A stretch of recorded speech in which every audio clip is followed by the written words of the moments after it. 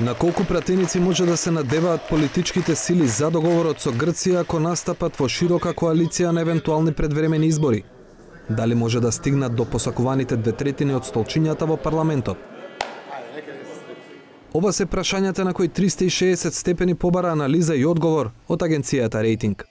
Што имавме сега со референдумот, што покажа дека ние ја измеривме условно тежината до некаде на СДСМ и на албанските партии и на коалицијата, меѓутоа не измеривме колку тежи ВМРО ДПМН во моментов. Најсвежото изјаснување кое ВМРО ДПМН не го бойкотираше се локалните избори во 2017 година. Ако гласовите за советничките листи на тие избори се обработат според Донтовиот модел и се претворат во пратенички мандати, партиите кои се за договорот би имале вкупно 78 пратеници во собранието. ВМРО ДПМН би имале 41 пратеник, а еден би бил независен. Но ако резултатите од тие локални избори се обработат со Донтов модел, под предпоставена широка предизборна коалиција на сите партии кои се за договорот, се минува прагот од двотретинско мнозинство во парламентот.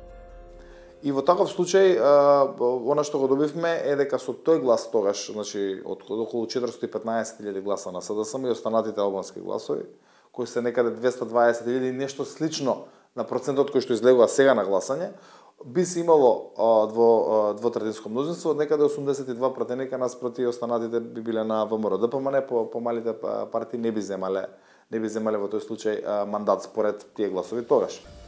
Во следното сценарио, агенцијата Рейтинг ги вкрсти резултатите од референдумот со резултатите од локалните избори.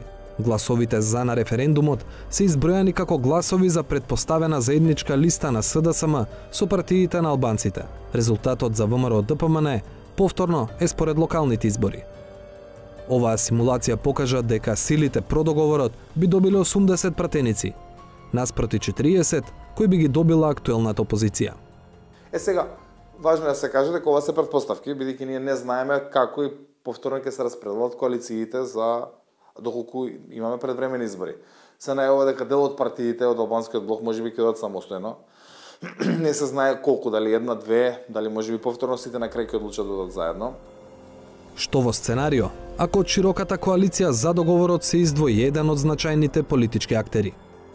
За симулацијата се употребени резултатите од локалните избори, при што во предпоставената ситуација, Алијансата за албанците би настапила сама.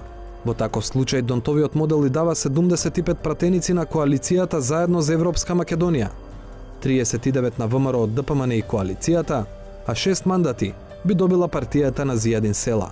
Дури во вакво сценарио, постизборно се стигнува до 2/3. Додека симулациите се добар показател за политичките калкулации, Спасов додава дека во нив не можат да се пресметаат и сите фактори кои можат значително да влијаат на реалниот резултат.